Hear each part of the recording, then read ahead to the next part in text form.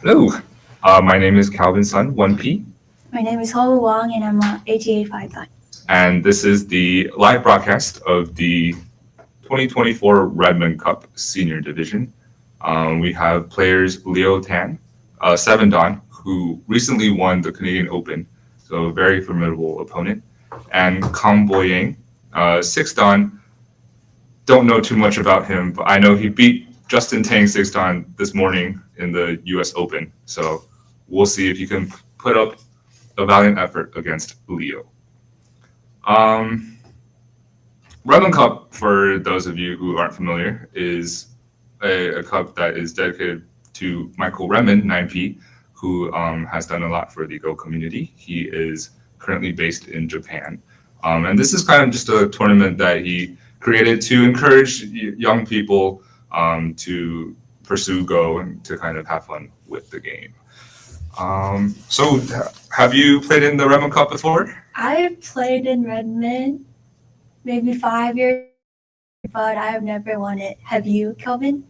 I think I won it once or twice when I was a little younger. Maybe I think I won was it? Are you sure won- only I once won- or twice? Todd says 4 times. I've won 4 times. I don't remember, but okay, a couple of times. But that is ancient history, so More than a couple so times. we will get into the game. Looks like they've already played a couple moves, so we'll kind of go through the opening for now. Both of these plays are very strong, so I expect this to be a pretty long and grueling game. So Leo is black.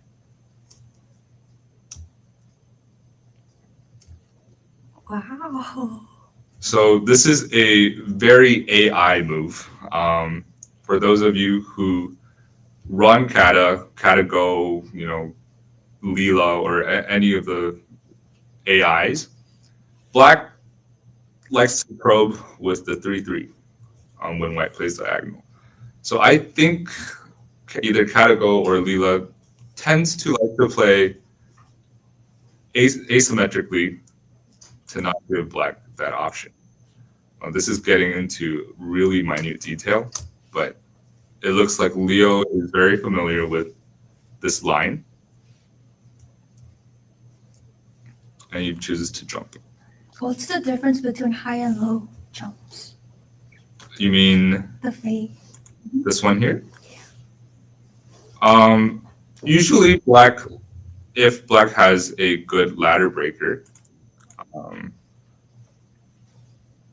if white cuts here, this goes back to the variation of this one. And usually black is pretty happy with this variation because black is very light, took a stone with Sente, and black can play somewhere else. So usually black is pretty comfortable with this position in the opening, which is why white ideally would like to cut here. Oh. Now if black connects here, you compare this with this variation, you can notice a huge difference between Mm-hmm. So these you two would for just black. take the corner. So obviously black doesn't want that to happen. And it comes down to this ladder. Right now, black has the ladder breaker at Q16, so he's able to run it out. And this way, it's bad for white. So usually, white has a couple options here. White can Tanuki, which I believe is what happened in the game. So white Tanukis.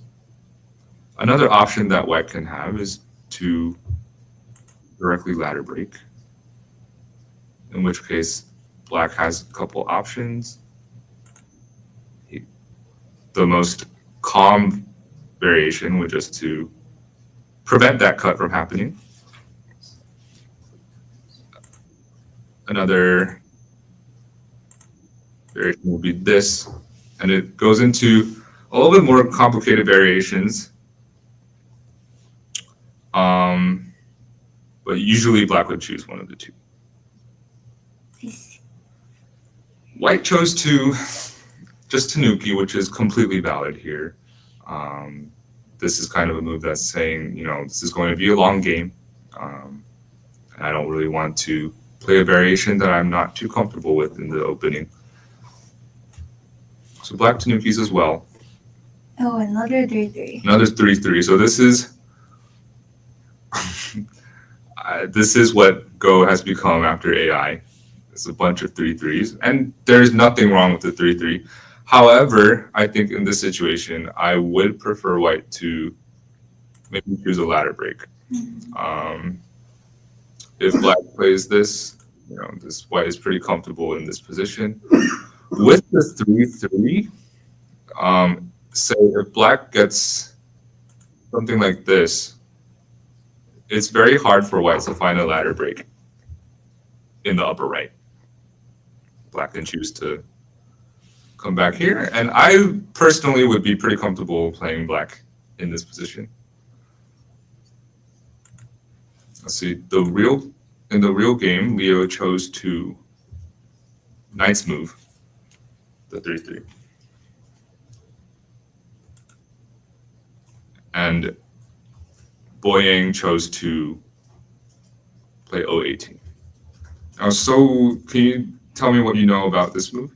I know nothing about this move. I know if black plays N18, then it becomes very complicated. Right. So white has two options right here. O18 is definitely a very aggressive option. I was looking at them at the board live when they were playing this, and Leo definitely thought about this move for a really long time. And the concern with this is if he chooses this variation, this leads to a very complicated fight. And usually if you're uncomfortable with not knowing all of the AI lines with this type of fighting, I would definitely not recommend. Yep, definitely dissuade people from playing this. So just a kind of a general variation is this, and then there's a couple things that can happen here. Or black can do this, choose to take the corner in exchange for the white's outside. Why I don't think black will choose a fight this complicated is because of the bottom, the ladder. This, right? If white chooses a variation that has a very obvious ladder break, and then let's just say, for example, this happens in the game.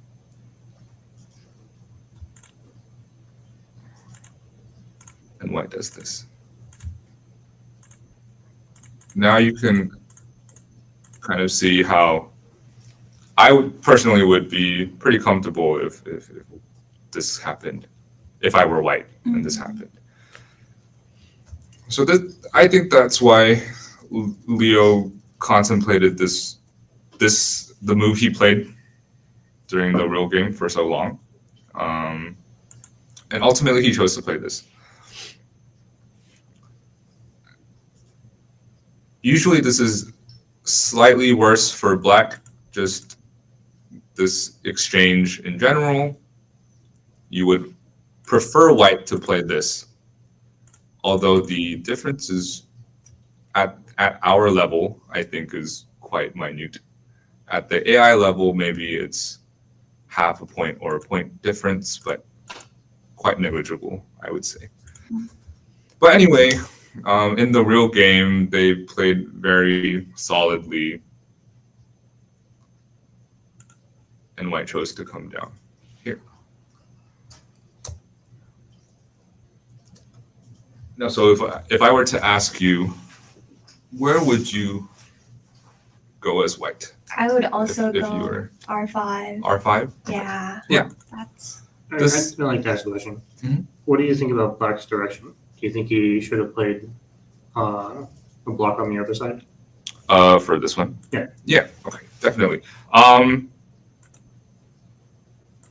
I think the reason that Black didn't choose this side was he is still a little bit worried about the ladder at f3. And although this is also a valid side to go to, and just to kind of expand out onto the top side, Black would be a little bit hesitant to try moves like this. And if this happened in the game, I think White would be pretty happy, just because White gets Sente, and this is a big point for both sides. So I think Black chose this side is one, it creates a really thick wall so that White doesn't really have a lot of good ladder break options right here.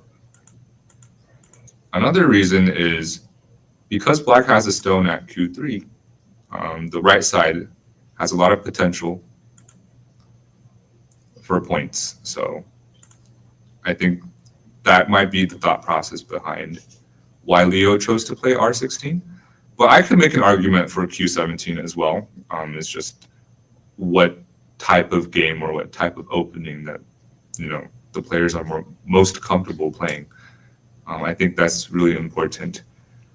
Just having something that is, maybe it loses 1 or 2 points with AI, but if you're comfortable with how the game flow is going, then I think that's definitely something to consider. Good question. in this case, would you also consider Q5, or would you also play R5? Q5. I was thinking, well, between the two, I think I would probably try to do Q5. Usually AI likes the low approach a little bit better because the high approach allows Black to play this. And AI thinks that this corner is really solid and really good for Black. Considering how Black has already a pretty thick wall in the upper side, I wouldn't be very disappointed as White if I were to play a move like this. One, it's to settle my own group, and another reason is to kind of prevent Black's wall on the upper side from expanding on the right side. And you have to remember this F3 ladder is always going to be there unless Black spends a move there. So I think in this case the high is pretty good. Obviously Black can try to do some variation with the pincers, which I'm not going to go too much in depth with. But I think that's better than the low one. With the low one, if I were Black here, where would you go? I would try to pincer.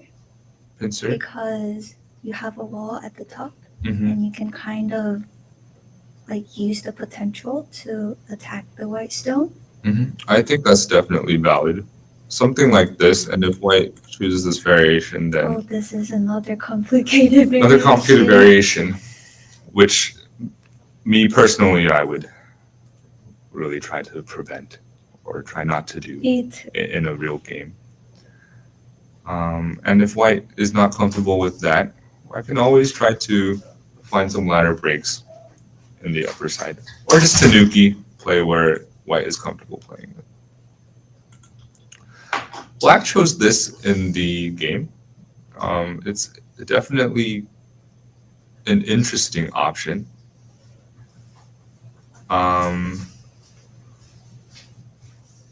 If I were White, I would probably try to do this. So one variation is this. in which black gets a very sizable corner, but white gets sente, gets good thickness on the bottom side. Mhm. White can choose to play on the left side. White can choose to further break black's potential on the right side. There's definitely a lot of options here. Another way that can happen is this. Well, I've never seen it before. And this is practically the same thing as the previous one. So these variations, the idea behind this is to just get a little bit of thickness here. And I would be pretty happy because black is a little bit redundant, I would say, with this move and this move on the bottom side. Now, is that difference going to be huge? No, probably not. So from these moves, I can tell that Boyang is a very solid player. And with the 7.5 Komi that I believe that they have, white can choose to play really solidly in the opening because 7.5 is generally a big Komi to overcome for black.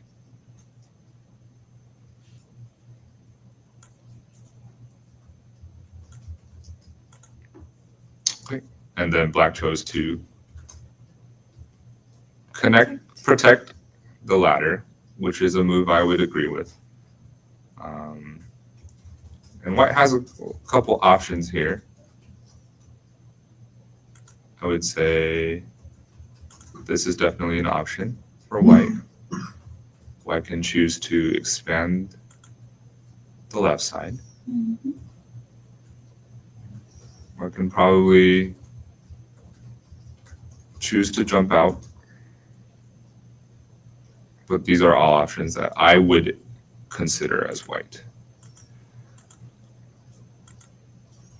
Now in the game, white played here. Is this a good move? Would it be too close to the 3 stones on the bottom? It does seem a little bit close. And the reason I say that is because if I were to guess, Leo's next move would be g5. And this move, which it is, right? And this move is twofold. One, it's to expand your own bottom side. And the other is to aim at, just kind of invasion points that are possible in the future. And if I were white, I would not spend another move here. Just because that would be too slow, too redundant.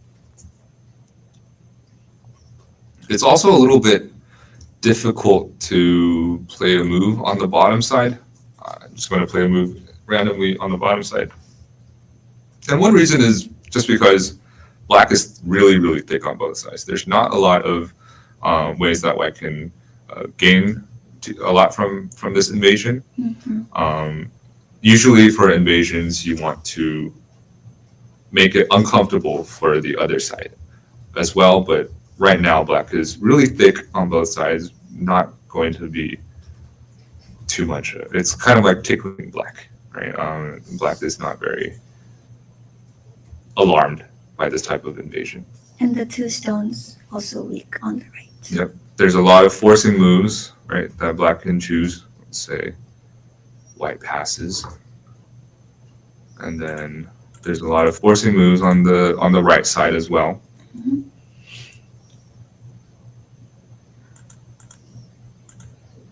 Okay, so white chooses this. To protect. This is better than the variation I played. Definitely in terms of redundancy, this kind of helps the upper side as well. But I still don't think it's a very fast move. And I think the efficiency of this move is still lacking. And if you do Tawari, it's like white played e8 first, and then black played g5, and then white played c9 after. Right. like this, right? So I think White may have played a bit too solidly in this position. But if that's what he's comfortable with, I'm not going to judge it too harshly. What if you played something a little bit more unconventional, like a 2-space from the 4/4 Two space from the 4/4. for white? Oh, Instead of like just- instead of this move here, instead of the move you played, the knight's move. instead of this one here, Yeah. two space from the 4/4. Yeah. Which chord is That one. this one here? Mm. Yeah. Something to that should be considered, I think, is not protecting on the bottom side and moving up to the top side. In this move seems a little bit hasty. Left the corner open. Left the corner a little bit too widely open. Say white chose something like this, black would have a little bit of a harder time to make life in the corner. This is a little bit, it seems like it helps the C9 a little bit more, right? Black can't really live too comfortably on the bottom side, but right now I think if something like this were to happen, let's say just in general, it's a little bit difficult for white to protect both the C11 invasion right here and this invasion right here. It leaves a lot of Audrey for white. So I think the direction is definitely something that should be considered. I think playing even something like this, right? Kind of making white's territory more 3D has higher efficiency. But that's a great question. This move, personally, I'm not the biggest fan of it, but I can see the reasoning. It is a pretty good way of preventing black from invading at some place like D7, C7. You know. Very solid. Yep. Let's Oh. do a couple more moves, and then we'll kind of evaluate or do like a evaluation of who's better. So this is also something that if this were played, prior to AI back in 2010, your teacher would probably scold you for this move.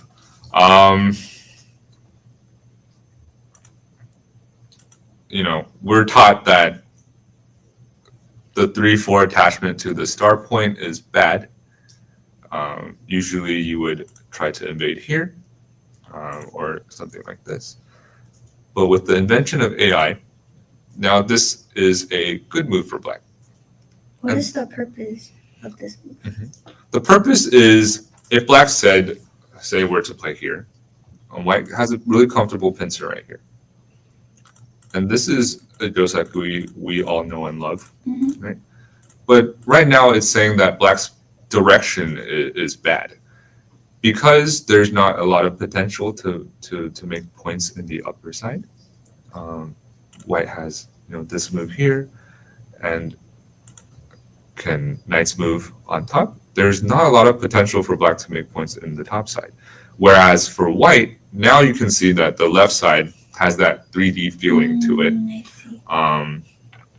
And that's why I would be really happy with this. And now if you were to jump, then you created a weak group for yourself. And usually we would be kind of That would be my prone, first instinct. right? This is a lot of people's first instinct. And the reason why this might not be as good in this position is also the same reason, right? You have M17, you're not making a lot of points here, and you're giving white a good chance to make a sizable moyo on the left side. What this move is saying is that if white were to do this, black has decreased white's territory by 1 line. So instead of blocking The other way. at the 16th line with the 3/3, it's kind of like I played here and you gave me this for free.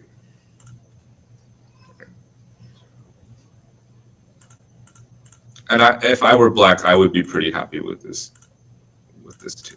And then there is a variation where you cut, and that's a fighting sequence that I won't go too much in detail about. But overall, black would be pretty happy with just a shape like this, because you have a lot of thickness at M17 and all of that. So now white can also choose to play here, which is what he chose in the game, and I would agree with that. Connect, and black probably played the two-space jump. And this is still a long game. Black is not completely alive on the left side. There's going to be, some forcing moves that white can choose in the future. Definitely not now. And white can choose, something on the right side. It's still going to be a really long game. At this point of the game, let's see what I played more. Okay. So I was going to say if white spent another move on the right side, I think I would definitely prefer black in this position. One is white's territory on the left side it's prone to a lot of endgame forcing moves. So I wouldn't really consider that a lot of points. I would maybe say 10 at the most. So let's do a general, maybe 10 points here, 5 here, another 6, 7, maybe 8 points there, and let's say another 8 points there. So what is that? 8 plus 8, 16, 21, 31. 31. Roughly 30 points for white. Black has maybe, let's say, 4 points there, but a lot of potential to make territory on the bottom side.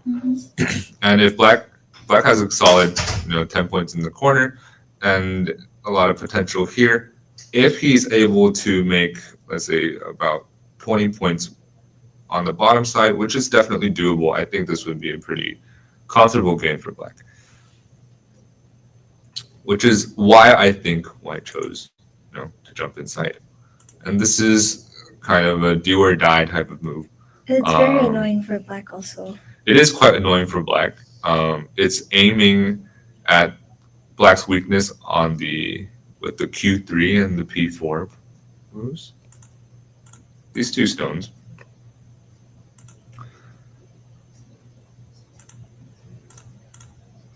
And if you were black, where would you go? So Me?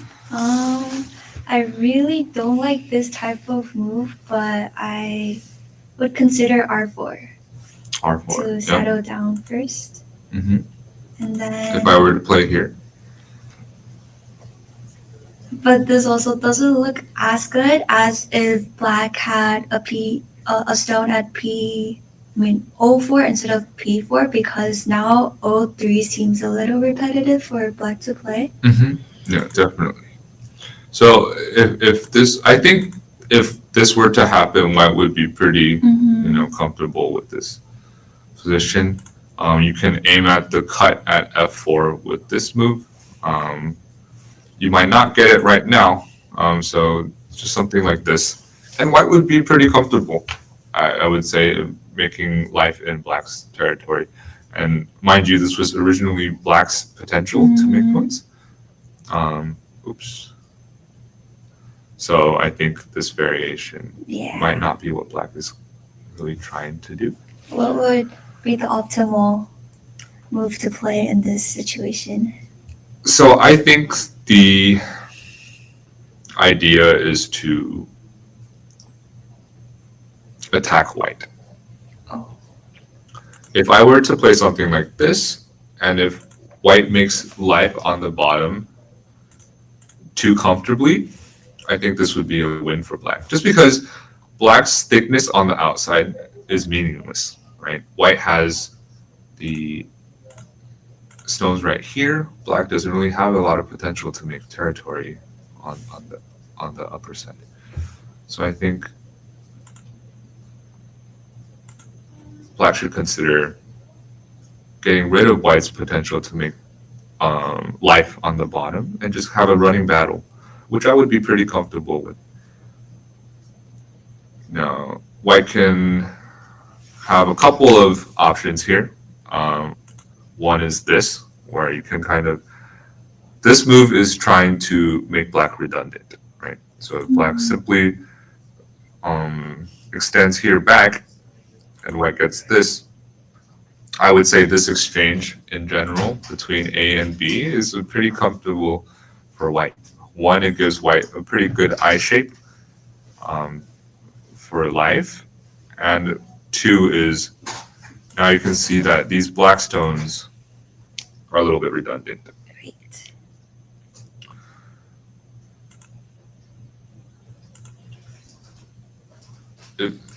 If black hanes, I can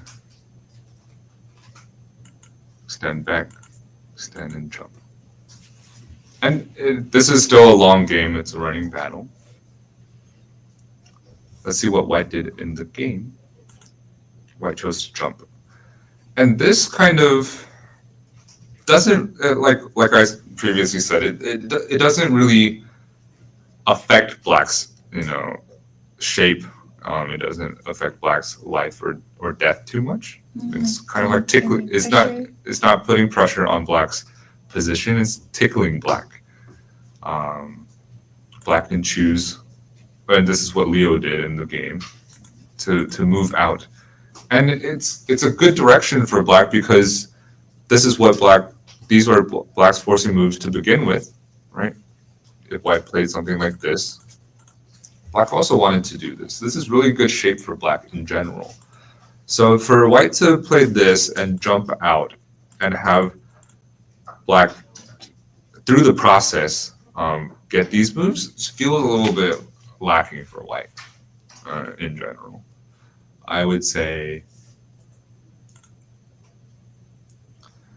something like this should be considered. And if this happens now, I would say this exchange is pretty good for white. In comparison to this, if let's say white spends another move on the, well, this is suboptimal, but if white were to spend another move and black got this one instead, I think black would be pretty happy compared to the previous variation.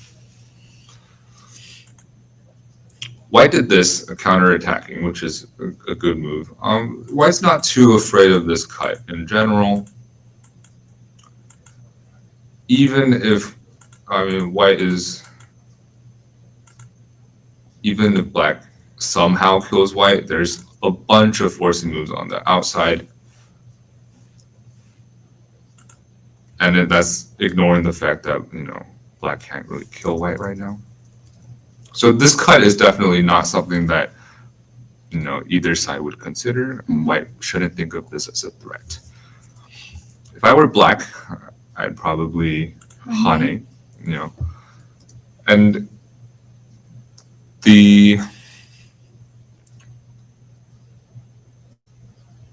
so black has two options right now. One is to hane and one is to play this, right? I would say the hane is much more, how would you say it? Urgent. This is a little lax, and it's giving white too much breathing room. And this is a lot tighter. It feels like black is still in control here. Oh, and this is what Leo played during the game. So Leo is playing a lot of moves that I personally think are pretty good. And kind of his moves all follow a really solid flow to the game. It all makes sense, I would say. So in the game, white counterattacks with this move, Whoa. which is a really powerful move. It's threatening black in a couple ways. One is this cut at Q5. Another one is this cut at P7.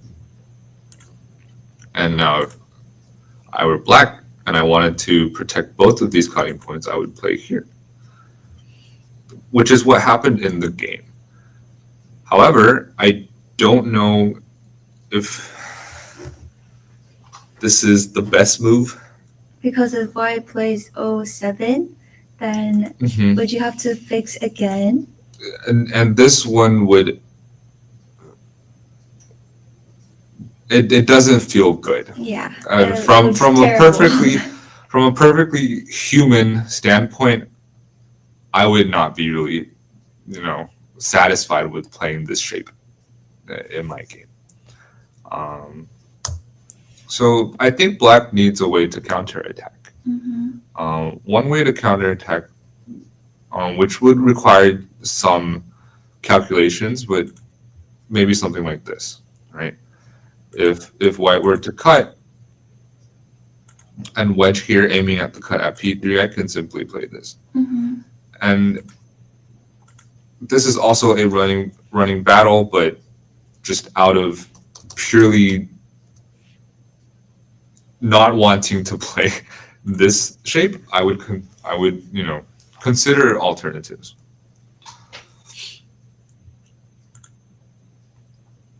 Okay, let's see where white played. So white didn't play this, and that's okay. Probably the reasoning is because this also kind of weakens the right side. White doesn't really get this Hane anymore. So let's see what white plays. White jumps out here. And this is a good move, right? It's aiming at, if black say were to play here, it's going to completely conceal black into the corner. And I think this is a victory for white. Black didn't really gain much here. In the process of running out, white also connected with the group on the right side. And so this is definitely something that black doesn't want to do. My first consideration for black would just be to run out. And this is also bad because white still kind of gets this exchange, whatever he kind of wants. And if I were white, maybe I would consider going into the corner now. And one is the corner is really big. It's helping white make life on the right side. It's also taking away black's eye space on the bottom as well. So definitely a lot of things to consider there. Now, Leo didn't play any of these moves. Where do you think he played?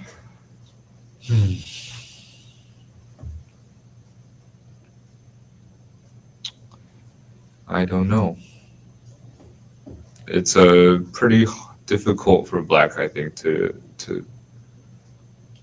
move. Maybe he considered, one of the cutting points, which I still don't think really work for him right now. He could choose to jump, which is what he played in the game. This is just kind of like a faster way for black to run out. And black is really solid. Don't get me wrong. White still has two groups that need to be taken care of. Black only has one. And black is kind of aiming, if let's say white spends a move on the left group, black is aiming to make a lot of points on the upper side as well. So I think white should consider one, moving out into the upper side where you're protecting your group on the right side as well as breaking black's potential on the upper side. And the 4 stones that's left in the middle are pretty light for white to run away at any time. Yeah. So if black were really trying to kill white, which is not possible, maybe something like this, but white can definitely just choose to jump out into the center. And black's L5 would kind of be meaningless in helping white escape.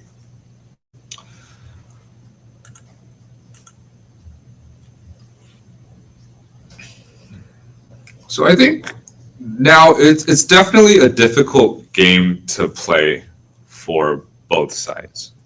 Games like these are hard to judge because there's so much open space and there's a lot of groups that aren't settled. Um, so right now, if I were to purely just make a count, I think white would be ahead in territory. But in terms of thickness, white is also a little bit less thick. With the group at A still not being alive, and B still having a bunch of forcing moves that can be played in the future, I think this is a pretty hard game to judge.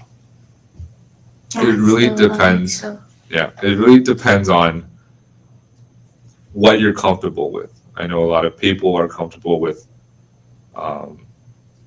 getting as much territory in the beginning and then living inside of the opponent's territory. And that's one way to play. Another play style is being super thick in the beginning and then slowly whittling down at white's weakness to gain advantages for yourself. So it's definitely two styles that in this game can be seen by both players. Which style do you like more, Kelvin? I don't know if I have a style. I haven't played this game in so long that I think I would lean more for territory. I'm a little bit of a territory fiend myself. When I see points, I definitely go for points, regardless of whether I'm thick, and which often leads me to me dying. But I think it's a hard habit to break. And black plays here in the real game, which is big in itself. One reason is, let's say, black plays somewhere else, and white got this exchange. Now black's territory on the bottom is confined to the second line, right? And if black did this, it gains a bit of territory on, with these coordinates. But the main idea is to attack these stones, right? It's saying, white, you don't have two eyes right now. I don't want to make it too comfortable for you to live. Say if I attacked from the upper side. Let's say I played this, and now white gets this, just throws a move in the center, and white is pretty much as good as alive. Mm-hmm. So this is a move that I think is very solid, and I would play as black as well. Right, and then so the exchange is black plays here, white jumps out, still aiming a little bit at, let's say black plays somewhere else and white attached here, something like this to aim at covering black on side. I don't know if that's going to happen,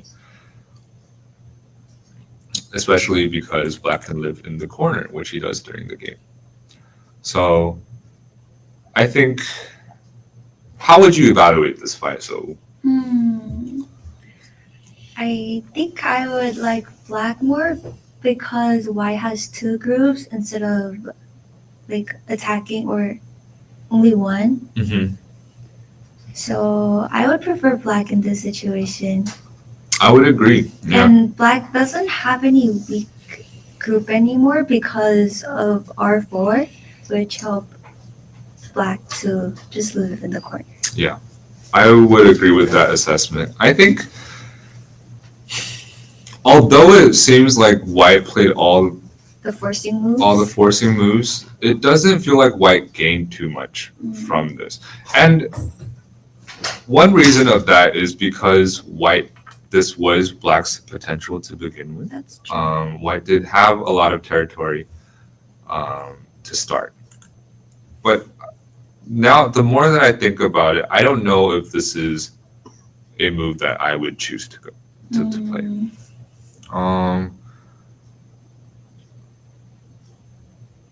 It's hard to invade the bottom, but right now, I think I would consider playing something like this.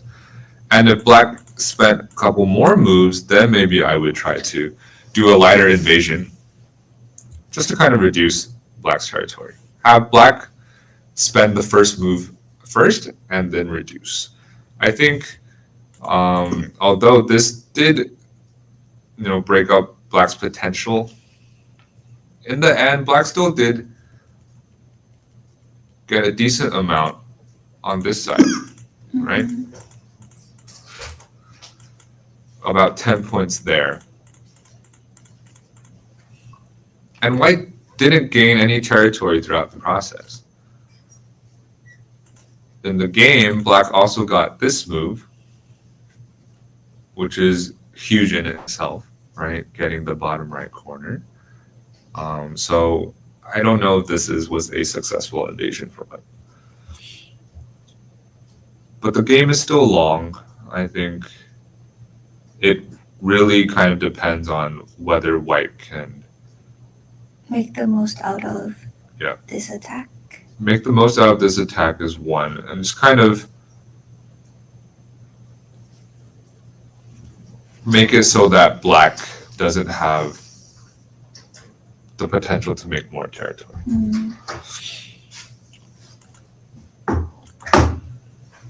So in the real game, this happened when it's to kind of prevent Black from, let's say, this happened, Oh yeah, there's a cutting point. prevent this cutting point from happening. And secondly, it's also to reduce Black's eye shape. So the corner is not alive yet, right? And it's just big in itself. So I think this is an okay move okay position to spend a turn at this in that location.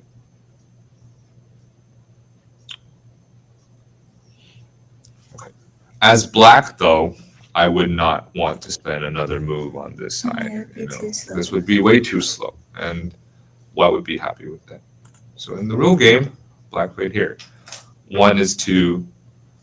This is almost like a forcing move, right? If White were to play somewhere else, something like this would be a little bit painful for White. Let's say I chose to play something like this. It's confining White to the corner, and White would not be really happy about that. So I think that's why I would, play something like what he did during the real game, H17, and this kind of to get a couple more points on the top side. If Black were to play something like this, or something like this, it's a little bit pointless just because there's so many invasion points on the And upper Black side. can't really make any points on the Because N18 is open, right? Black definitely does not want to choose to make territory on the top side, just because if White pushes twice, all of that territory is gone. So Black chose to nice move, and this exchange seems pretty even to me.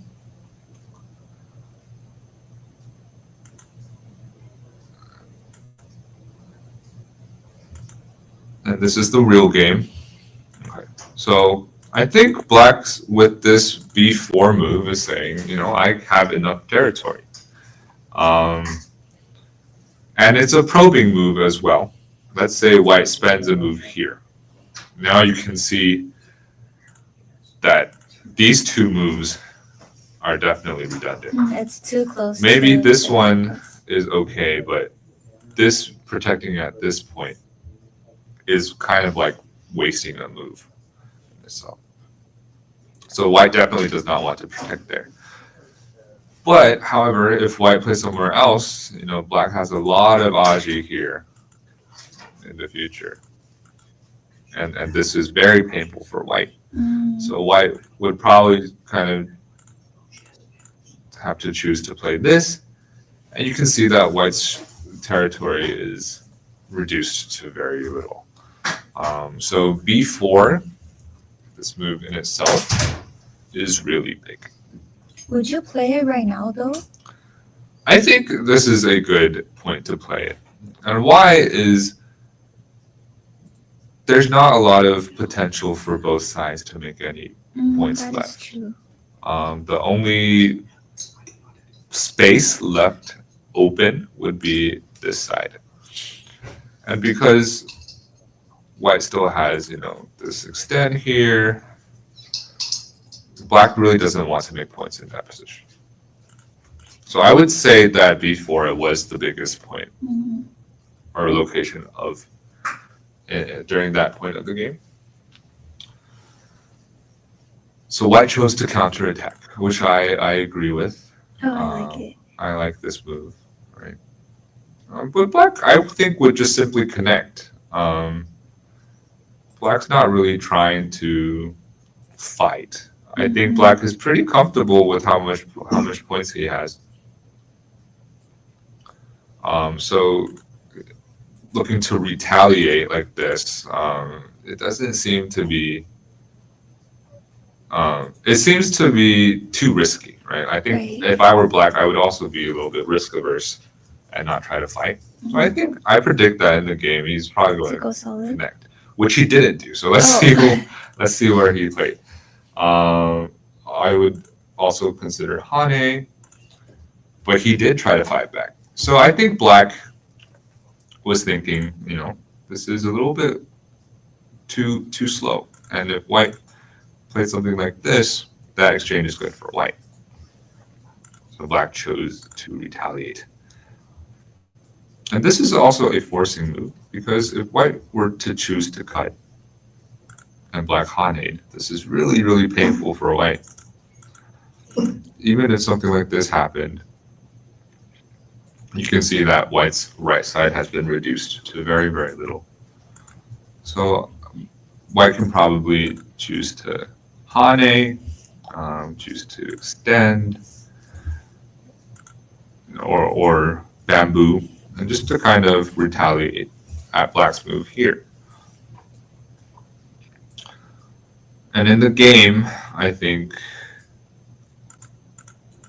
Boyang felt like maybe he was a little behind, Mhm. so he chose to bamboo and probably cut, Cut. which is very severe in itself. Let's say if you were to play this, and then something like this were to happen, maybe he feels like black is too comfortable in this position. Even with the 016 cut right now? With the 016 cut, it's not too much. It's not too risky for black. I see. So I think because of that, Boyan thinks that he needs to fight back. So he bambooed and cut. And this is difficult to play for both sides. I think because there is also this cut here, right? Yeah, it definitely requires a lot of calculation. Let's say black simply chose to play back and white got this. This is a win for white. One is white is completely connected between the middle group and the right group. And two is that's a lot of points that black lost in the middle. So I don't think black would be very satisfied with this result. If, say, black were to connect here, this is something to consider. If white simply extended back, then this is very painful for white. Oh, yeah. And I feel like at this point, the game is as good as over. So white needs to prevent that. I think white will probably Hane, which is what he did during the game. And now black has the option of blocking and jumping. Black can also consider to play here and to jump as well. But this is, I don't know, this is a fight that seems that I can't really tell who is good for. If I were black, I think simply playing connect is fine if my evaluation is that I'm pretty comfortable with the position I am in. But these moves kind of tell me that Black doesn't seem to be very happy with his position, or he doesn't want to give that exchange to White. So let's go to the real game, which is this is what happened during that game. And Black Oh. chose to play here, which is a shocking move, I would say. Well, I would never consider this move. Right. I don't think I would consider it either. But I think with these moves, Black is thinking, I'm going to give up the right side. I'm just going to go on with the full on attack on the bottom side. It's a little bit scary for White, but if Black can't really kill the White group, Black lost so many points on the right side. Mm-hmm. And now the 016 cut is more severe. And now it would be game over The White gets everything. if White gets everything. So I don't know if I completely agree with what. And 11. Yep. It all depends on how well Black can attack the bottom. It looks so risky though. Obviously, if it dies, the game is over. So, but it just, and maybe this is youth fighting spirit. These kids are not scared of anything. So, I think if it were me though, even something like this, just to kind of, or something like this even, and just exchange and then play somewhere else, and if White wants to play this, you can start the something like this. It's a definitely alternative variations to consider. If White did this, then I would be pretty comfortable as Black, just because this is also Sente, right? So playing this, it's definitely not risk averse, but Black can definitely deal the killing blow if he succeeds in attacking the bottom group.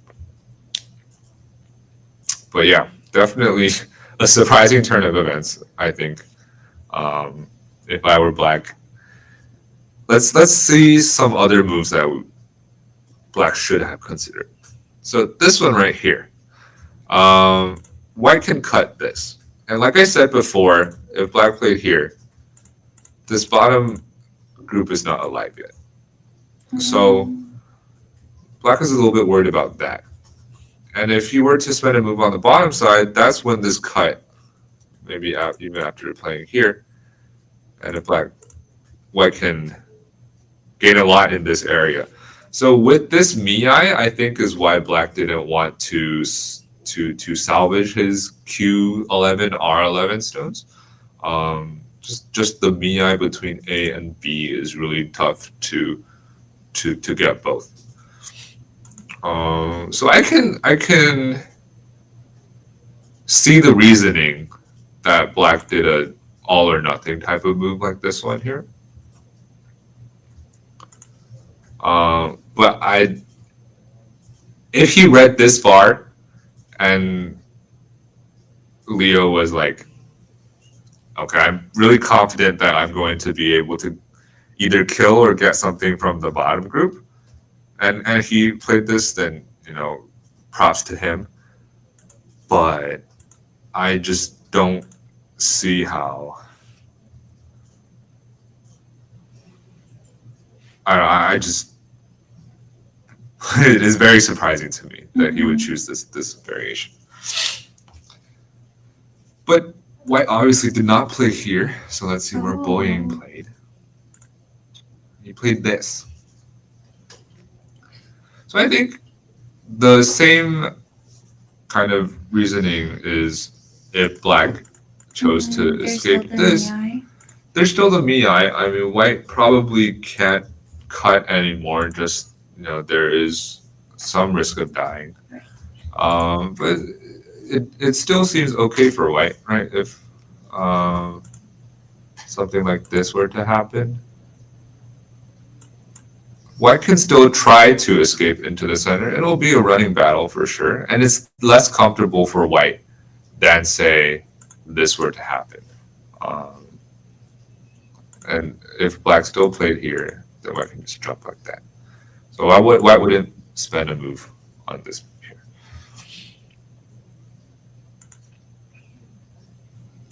So I think after that, I would maybe consider playing this. Although it is still very risky, right? Black has a bunch of cutting points. White technically has two groups in A and B, but B isn't really afraid of, dying anytime soon. So yeah, I think this game has definitely got to its exciting part. The opening was really, calm by both sides. A lot of territory gains, not a lot of fighting, not a lot of complicated variations in the beginning, but definitely we are at the exciting point of the game. Do you guys want to take a break? It's been an hour. Yeah, sure. Okay. Yep. So we'll take a break and we'll be right back.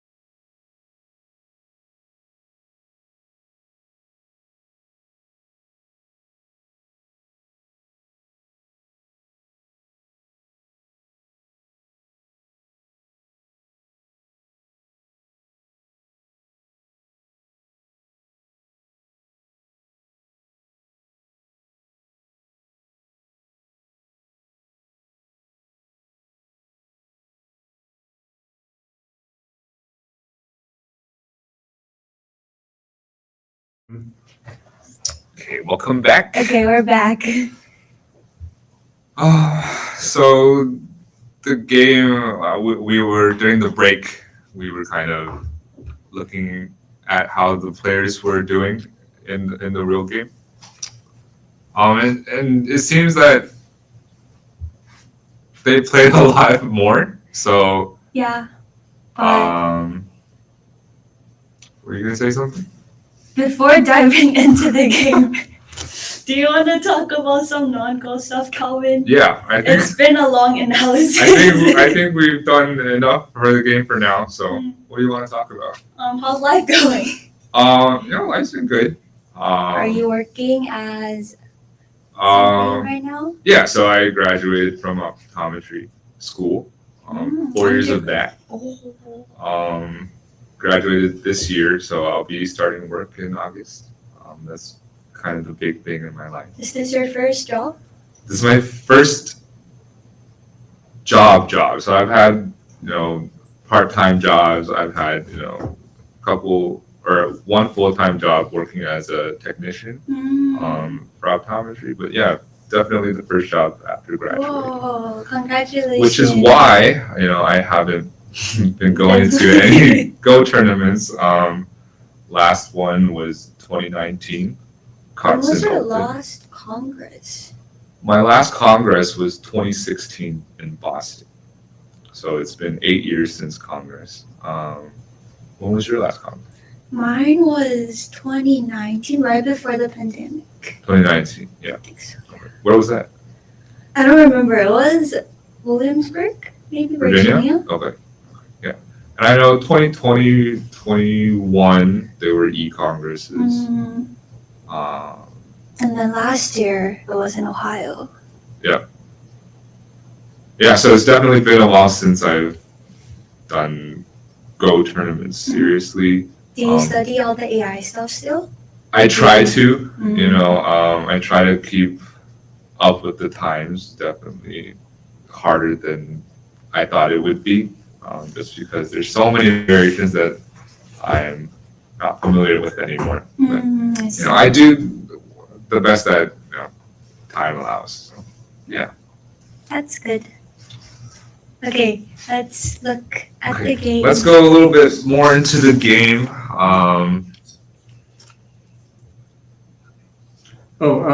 We do have a question. Yeah. So was white T17 necessary? T17. Oh, it looks like it's going. Oh, okay. So Oh we'll yeah, we'll get into the game. get into that. It seems like they've been playing quite a bit now. So black, we were before the break. We were talking about how black kind of wanted to save these two stones on the right side, but because of this cut and the bottom group being not alive still, black still needs to spend a move here. I think this is a really comfortable fight for white. Yeah, should we briefly look at what T7 where when they played it? Yeah. So we'll skip a couple moves. And then T17. Oh, here. Oh. This is the move that was asked by chat. There's more to the question. Uh-huh. Maybe just F17 at that point, since you already got the favorable exchange of S16, S15. Okay. So coming back to this, since you've already won the co, is kind of what they were talking about. Yeah, this is something to consider for sure. However, giving black this, semi panuki doesn't feel too comfortable. This is definitely playable for white. I think maybe the reason that Boyne didn't like this is, black is a lot thicker in this scenario, and you can kind of think of it as black will take back in the future, and white will probably need to connect. So, or continue fighting this ko, and in that case, this panuki that black got is not really favorable for white. I think spending a move at S16 to win the ko. The point of S16 is to win the ko incentive. But the downside of that is that this Panuki is also big.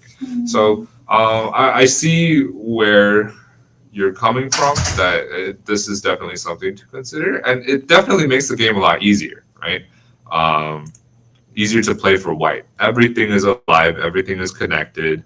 Black still probably needs to spend a move on the right side. White can choose to play, wherever he wants. Whereas, yeah. F18 after white takes would also be very severe because the corner is not alive for white yet, and there's a weak group or a weak stone laying around. So this is definitely pretty severe for black, or for white, right? The corner, you still kind of need to spend a move there to make life, and even still, it's not. Is it alive? It's there. There is still some shenanigans in the future, or not even that. Just this. Wait, this looks dead. Right now, it's a little bit difficult to kill because of black's shape on the outside. But in the future, if black gets something like this, then white has to spend a move on the inside as well. So that's why F18 is really rather pretty severe. So I think I would agree with you. If I were white and I think that I'm in a comfortable enough position, why not just make everything alive and I'm up in territory, just play a solid endgame. Let's go back a couple moves just so we can fully catch up. So white didn't choose to cut this, right? We were saying before the break that this is really severe, and if black can mount an attack on the bottom side, then it's pretty done for black. This exchange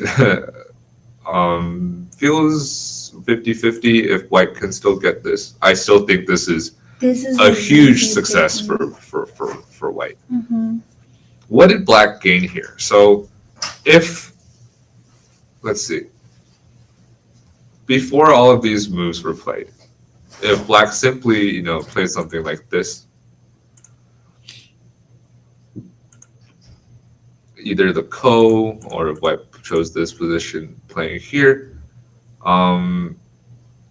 black is pretty comfortable. But because black made all of these exchanges on the right side and ended up in the end losing the 2 stones in that process, I think this is definitely a failed attack by black, and it's pretty significant victory for white in this position.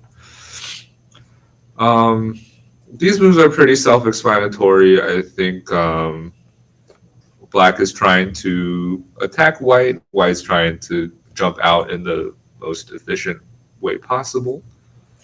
And then black came back to here. Now, something to consider for white in this position is that this prevents the ko from happening, right? Black can't. If white takes here, black can play the ko, and that reverts back to the game where it was like this, right?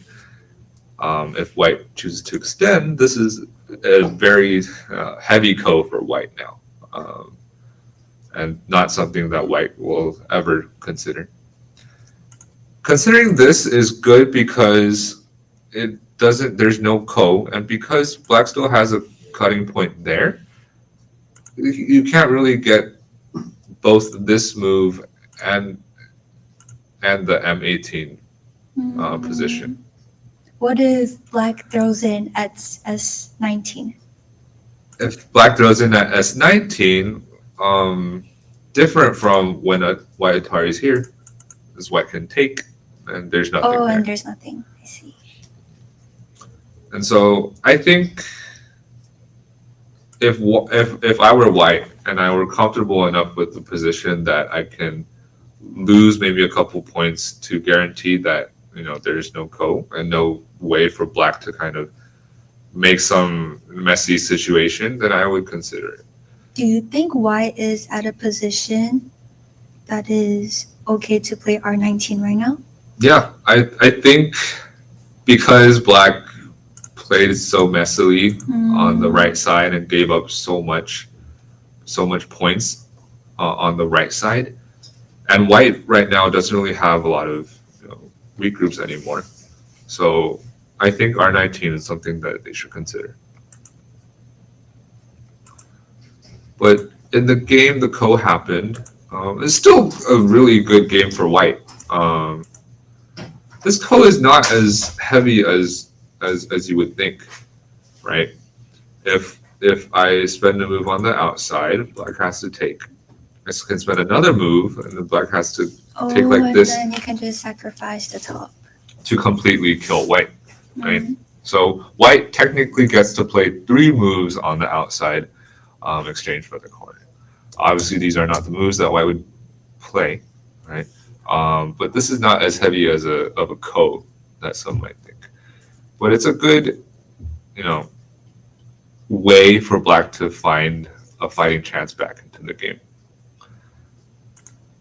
So white took, and this is where I think a viewer was asking a question about, whether taking at T17 was necessary, and I kind of agree that if white wanted to consider this, it is a possibility.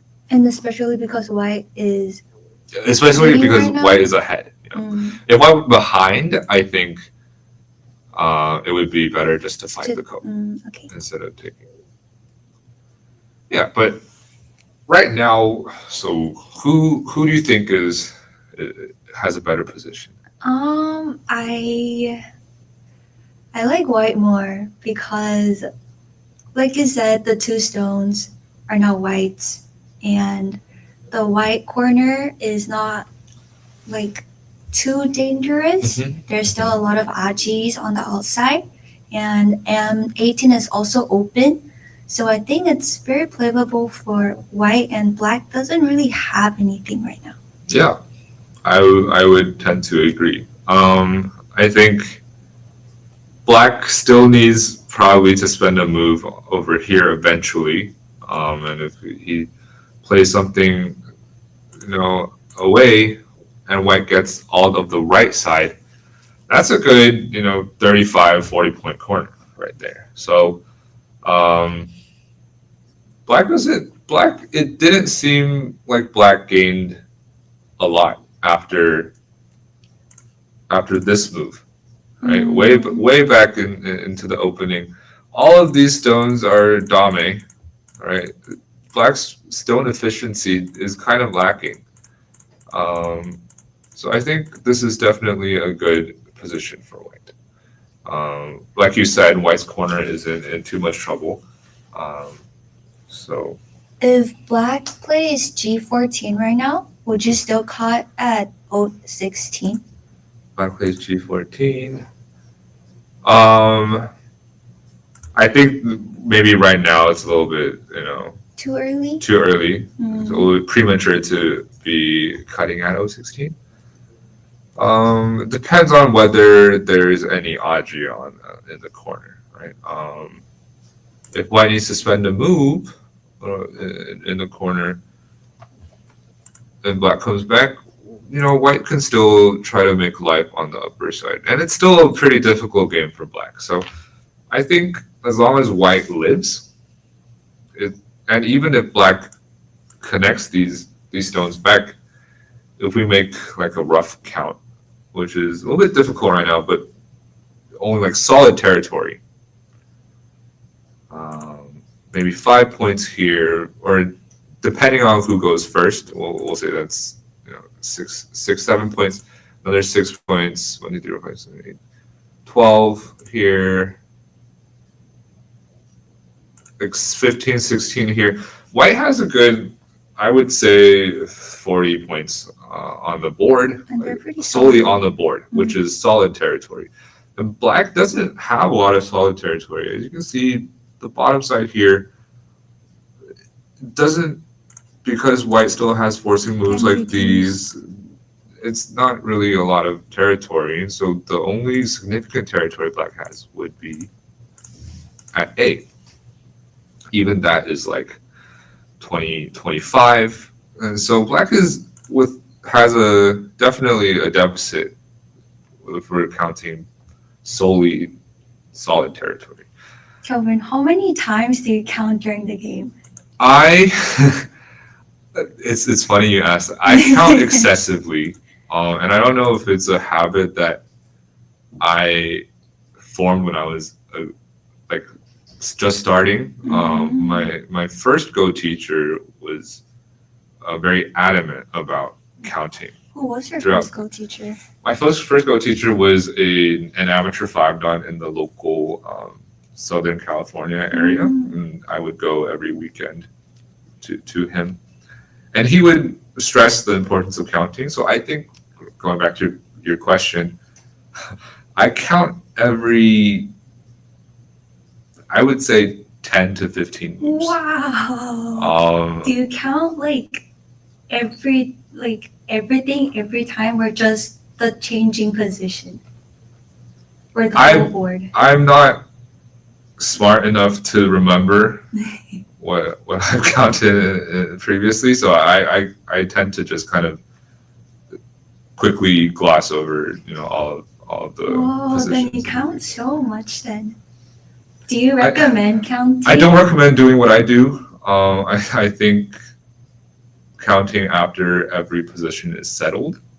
Like, for example, counting after this, right? So you can have a good idea of whether you're winning or losing, is right, the kind of the purpose of counting. So say if I were winning, then I would probably play something like this. If I were losing, then I would try to attack. Counting is usually just to gauge, what to do. Yeah, what to do in the upcoming moves. And I count a lot too, just because I'm not really confident in my counting, which I'm sure a lot of people can relate to. So, How does he count? How do you count? How do I count? I count by fives. By fives? Yep. So what does that mean? I make. You make 5 points? I count by 5. So I'll just So I'll do 5 and then 10 or something like that. Oh, I count by 2, and it takes forever for me to count everything every time.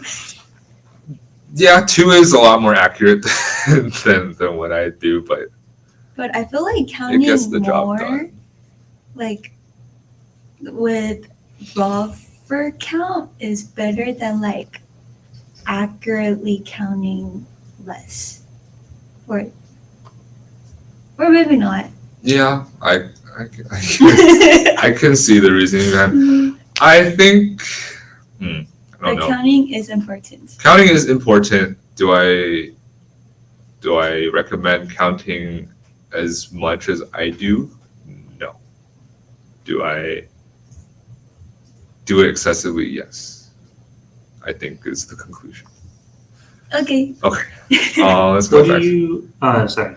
Go ahead. So I remember a lecture from another pro. He said that in the opening, maybe don't count by 2s, but count by 10s, or maybe in your case 5s, and then in the middle game you go further and more accurate. More accurately, yeah. I think in the opening, right, counting by one or 2 points, it's not going to make too much of a difference. In the end game, 1 or 2 points makes the world's difference. So in the end game, I still count by 5s if the territory is neat, right? Have you ever counted by fist before? So how many fists does it fit into the board? No. That's what I learned when I was little. No, because it's kind of weird if you put a fist up during the middle of the game. Imagine it on the board. How many fists does white have and how many fists does black have? I don't think I've ever done that. I think. I'm just curious. That But yeah, I can definitely see if something is bigger than a fist, Good starting point. good starting point to have. Okay. Yeah, let's go back to the game. Let's go back to the gear. I think we went on a bit of a tangent. Yeah, so after this, black played here. This is, I think, a pretty comfortable position for white to be in. There's still a bunch of aji over here, right? If white wanted to, or it probably doesn't work right now just because of the ladder, but if white wanted to do something in this area, maybe even something like this, it's definitely possible. So right now, I think I would be pretty comfortable with just cutting. If black really wants to kill, then we can try to do something. Maybe that's not the variation that white would choose, but I don't think it's really difficult or really easy to kill white right now. Besides, if white does this, there's still some aji on the upper side as well. So I think now is a pretty good opportunity for white to cut. In the game, white played here, which is a really powerful move. It's aiming for the big chicken. Yeah, aiming for the big chicken. Say black allows this to happen, then white doesn't really need to spend a move at 016. So this is not acceptable by black by any means. So black would choose to retaliate what she did, by jumping out. And white chose this variation. I think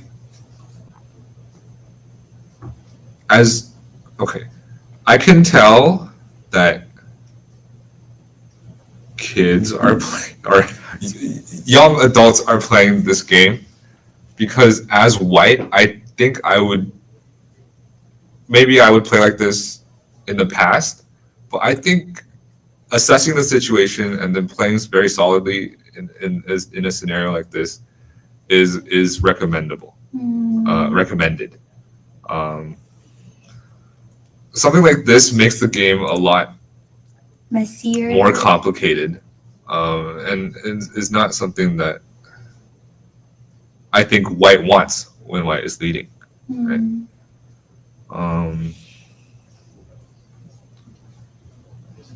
So now, before these last couple moves, these last 4 or 5 moves, if black tried to surround white, I can always jump on the bottom. Right? It's very difficult for black to make a lot of points on the upper side. With the addition of these last few moves, if white dies now, that would be disaster. So white would probably need to spend a move just to connect. And with these forcing moves, it feels like white also helped black make a lot of better black shape as well. So, and now the top left corner is also a there's little more dangerous because black can use the ajis or exactly take care of the ajis better with the weaker white group. So if white wanted to spend a move, it would be too slow. But without that move, the corner is It's perpetually in danger. So these few moves by white don't seem to be thought out too well. But the fighting spirit is commendable by both sides, I think. Question for you. Yeah. So black received an answer on the top side right after white just came out. What if black, instead of responding to this, tried to kill the corner? Like here Right now. Yeah. instead. I think if black tried to kill the corner here, I'm not sure about this exchange, but I would be hesitant to call it good for black. Just because there's a lot of forcing moves on the outside, and white's, you know, is if white could kill all of the upper side, That's gonna be way bigger than I the think left this is corner. where the fist comes in handy. Um, this would be, yeah, or even palms. I would say would Oh, be a I've good, used that would be a too. good unit of measurement for this top side. So uh, it is. It might be a little bit premature for black a to little too early. to Mhm. try to kill this group, and even still, there is a lot of Aji on the outside as well. Like for example, with white played here, Black blocks. black blocks, and there's this cut, and white simply came out. There is a lot of cutting points and weaknesses for black as well. So with this cut, etc. Mhm. So black might need to spend another move on the outside to reinforce that Aji, but white's not really giving him the opportunity to do that. Mhm. Yep. So let's go back into the real game. Now, I've been looking at this. I'm not too sure what the difference between these two moves is, but it feels like this is not as easy for black as it seems. One is if black Atari is here, there is a chance that white might Atari from this side and connect. If black extends, there's a lot of Aji in that side, as compared to simply playing like this, where white doesn't really have as much, black doesn't have as much Aji, right? The miai of this cutting point and this net is pretty severe. So I don't know. Definitely a lot of calculation has to go into a situation like this.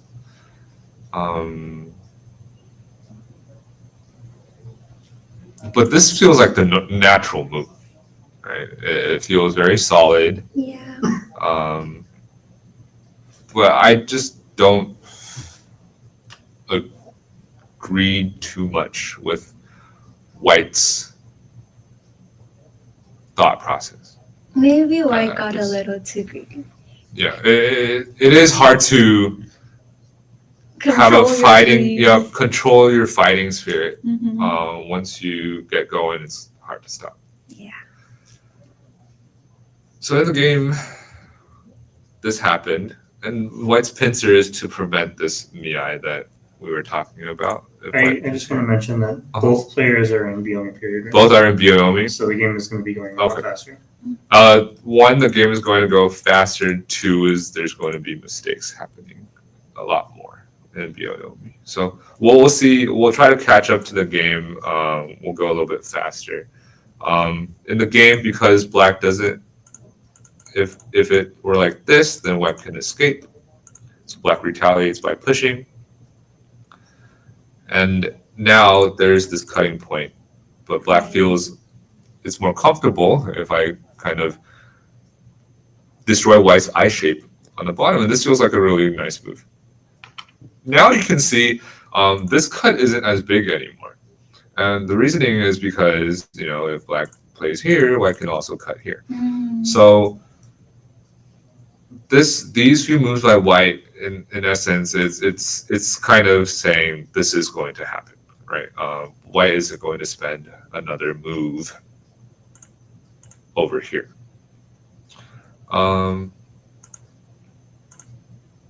In the game, this is really messy now. I'm not really sure who's leading.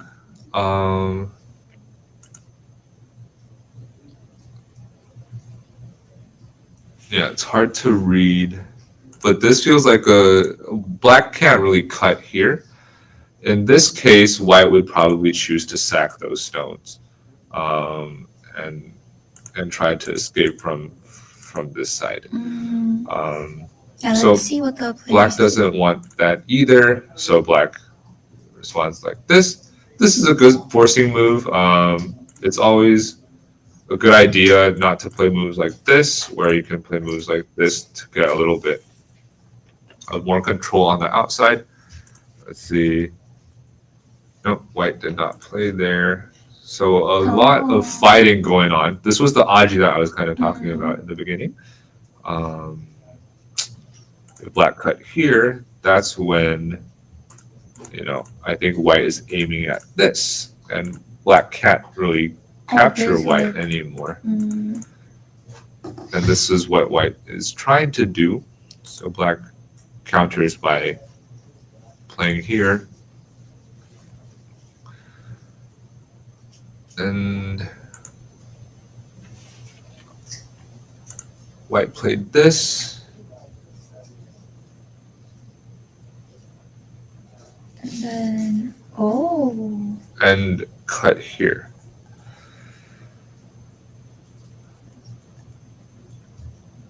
Black cut, white connects through the bottom.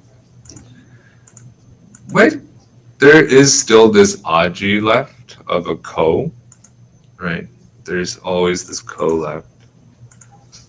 But black connected instead. Let's see what black wants to do.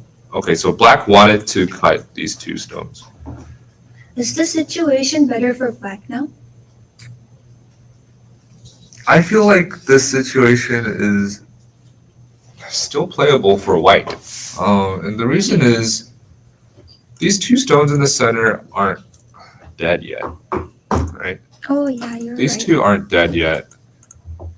White can try to make some forcing moves and, have a lot of ways to use those two stones. Hmm. What did black get through this battle, through this fight? He got these two stones. He got these two stones. Reduced a little bit of white's territory. Oh, But- then white is connected now. Overall, there's no more Aji in the corner. Mhm. White, potentially got a couple points here at A as well. Also got the whole right side. Right. So it is a very, I would say it is a very difficult game for Okay, yeah. black. Let's see what they did. What I don't like is black cutting here.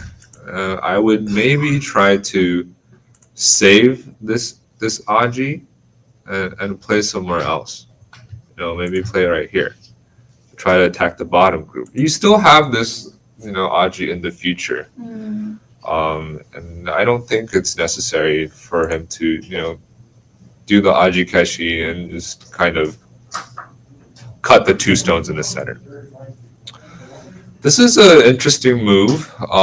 It's kind of aiming at the center pieces, center stones, trying to get some advantage out of them. Let's see what white's trying to do here. Okay, so I don't agree with these moves at all by white. Why so? I think the potential for black to make points here is very limited. Mm. Right. And we're approaching endgame, and in the endgame we're taught, the sides are a lot bigger. Or throughout the game we're taught the sides are a lot bigger In the center? than the center. And through these exchanges, white got a really big center, but the point of that is very limited. There is no potential for white to make points in the center. And if black wanted to, black can still kill all the stones in the center. Well, white gave black all of the side, and black got sente. So maybe white feels like he's well ahead and he's trying to play more solidly, but I think if I were white, I would try to play it in another way.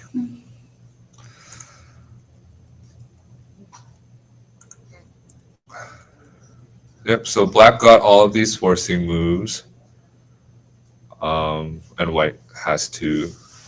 Even if white, let's say white just extended here.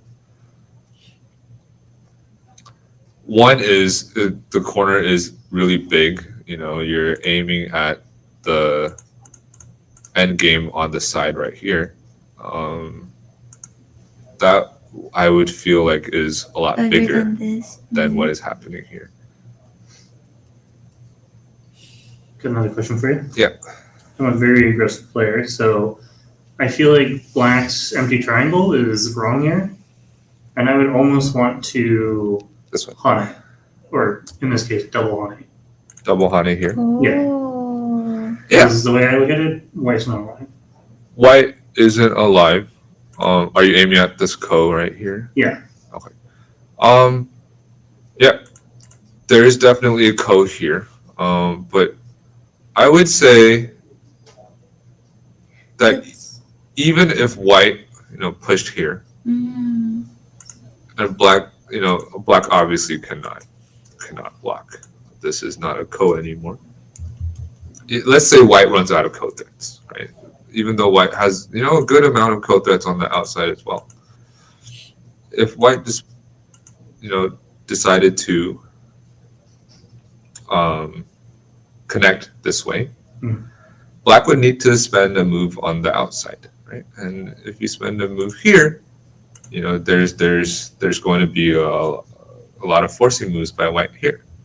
So black, needs to spend a move there, and white gets sente. And what did you get? You did, get a good amount of points in the corner, but it's essentially like you did this, and white passed, and you honeyed again, right? What did white get? White got these two moves in the center, destroyed a couple points by black, and also black lost his sente. White has sente now. And in the end game, sente is everything.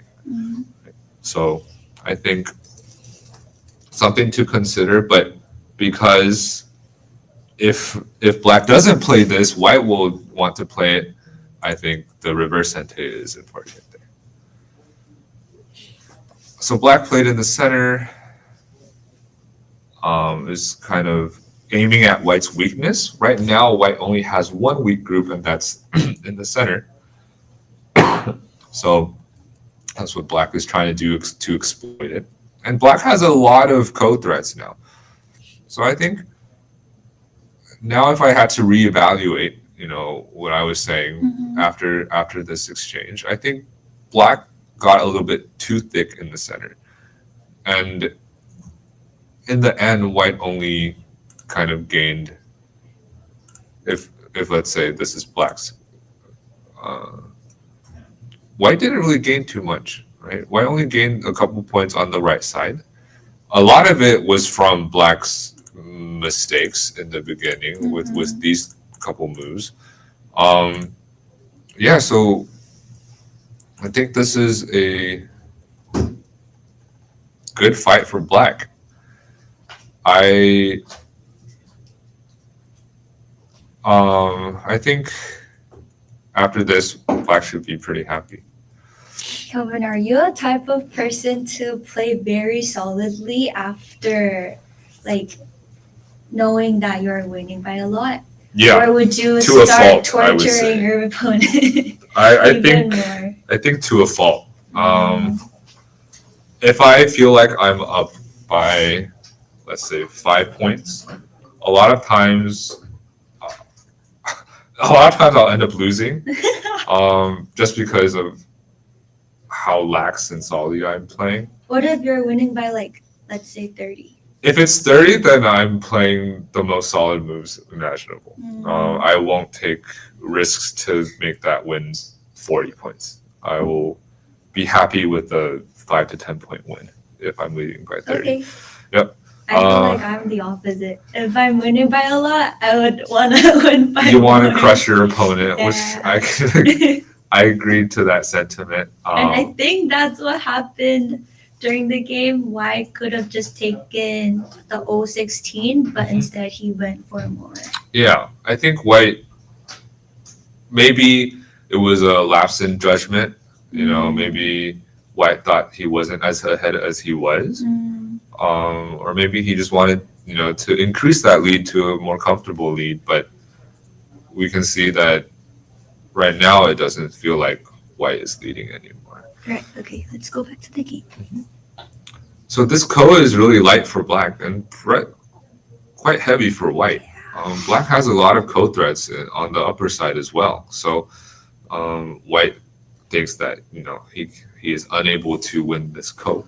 If Black is hard here, White would probably choose to ignore that and connect through the bottom, which is why Black did not do that and chose this move, which is really strong.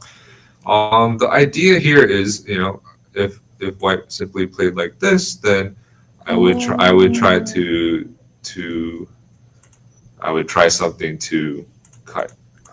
I would do this, and now White is completely dead. White can probably survive by this, so there's probably other ways to cut White as well. And this Ko, right? This Ko is a lot heavier for White, but nothing for Black. But very light for Black. So the only way is for White to retaliate now. And these are good moves. This, in essence, kind of connects White throughout. What did Black gain? Captured a stone, made himself a lot thicker, and prevented this jump in. So Black did gain a lot of territory on the bottom side in Sente, which is good. See, Black came back to this exchange. White plays a couple more forcing moves here, just because if Black plays this, White can kill these few stones in Sente, and Black cannot allow that. And this is good too, because now, these 3 stones are also... Will G8 work right now to just separate the White groups? G8. Oh, right here. Let's say Black didn't play that. Didn't play 016, played G8. I don't know if it's too powerful. Definitely can gain a good amount here if White chooses something like this. Something to consider, but I think Black feels like he's in a pretty comfortable position. Black doesn't really need to continue fighting. But that's a good question. Here, right, Black played this, and then White plays another forcing move here and comes back and cuts, which is good.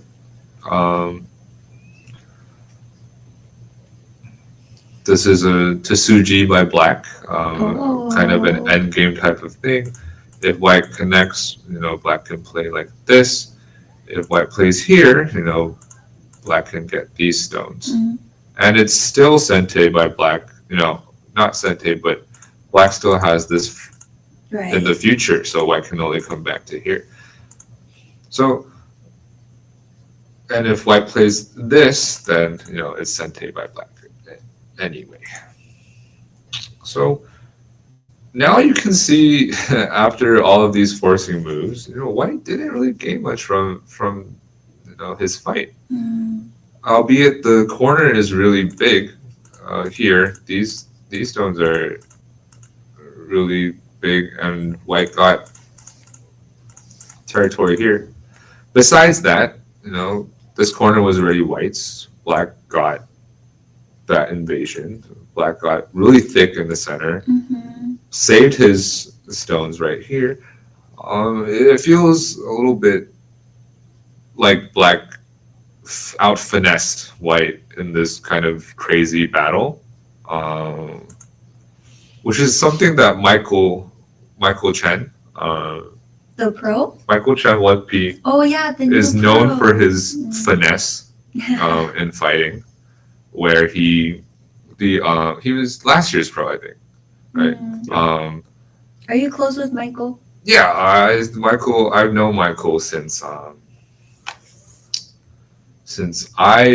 Michael, surprisingly, Michael was the second person I met at my first Congress. Whoa, when was your first Congress? My first Congress was 2004. Oh my god, how old were you? I was 7. Wow. My memory escapes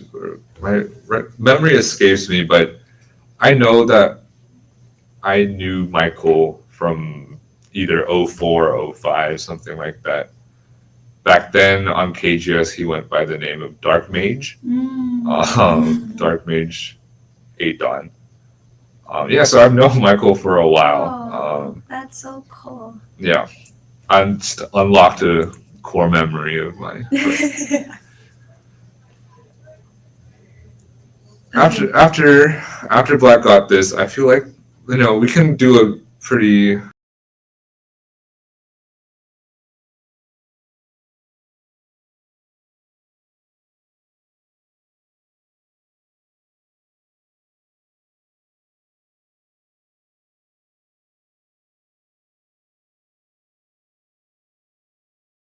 Okay.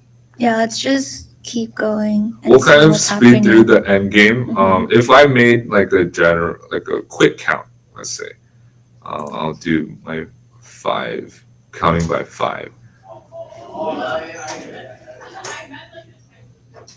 There's about 37 on The right. A, Mhm. 6 here, maybe another 6 there, right? Or let's say white has more, like 8 there. 37, 14, 51. Black has a lot of potential in the center. Let's just count solid territory. Mhm. 9, maybe 8 or 9 there. 14, 23, 7 there, 30.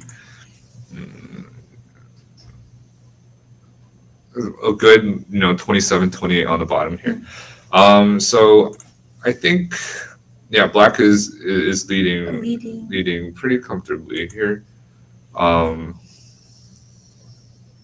Black still wants to fight. Yeah, let's just kind of go through this. Yeah, this is the move that you were talking about. This is a really comfortable code for Black.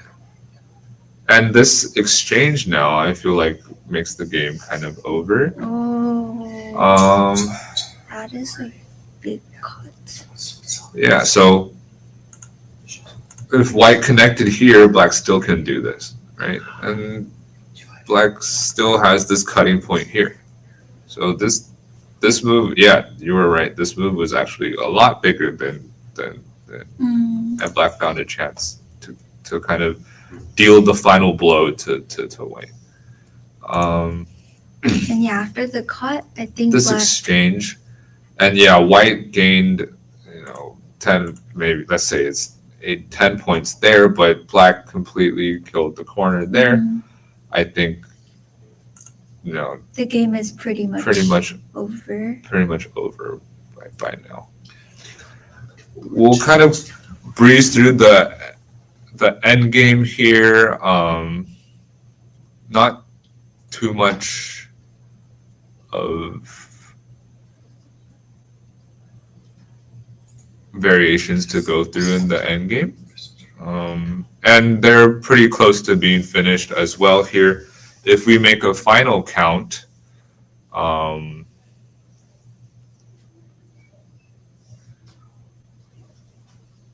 we'll do by capture. So I'll do white first. White has. Can I draw? Okay, I can draw. Oh.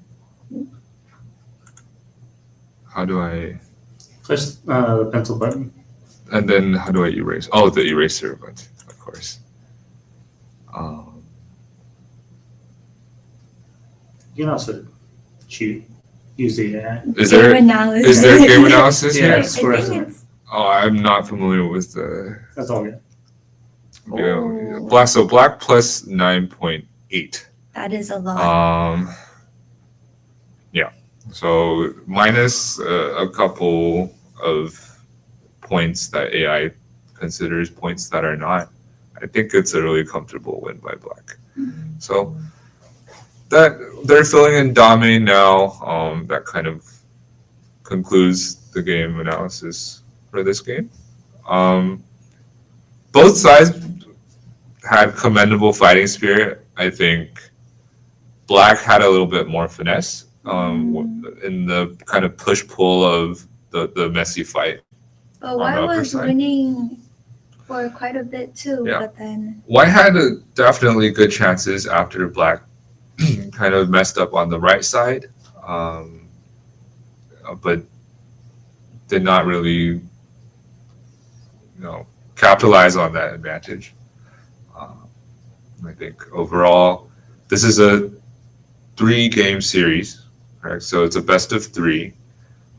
It's not over for bullying yet, and this game showed that he had, a really solid foundation, a good understanding of the opening, and getting a good position. Just kind of needs to be able to close out on his advantage.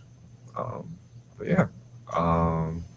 okay, so one last question before we leave here. Uh-huh. Kelvin, I know you won this morning. Do you feel ready for tomorrow's open? I'm going to take it one game at a time. I think after so long of not playing in any serious Go tournaments, I'm kind of just enjoying the process, taking it one game at a time. Okay, yeah. Good luck to you tomorrow. Thank you. And that will be it from us today. Thank you. Thank you.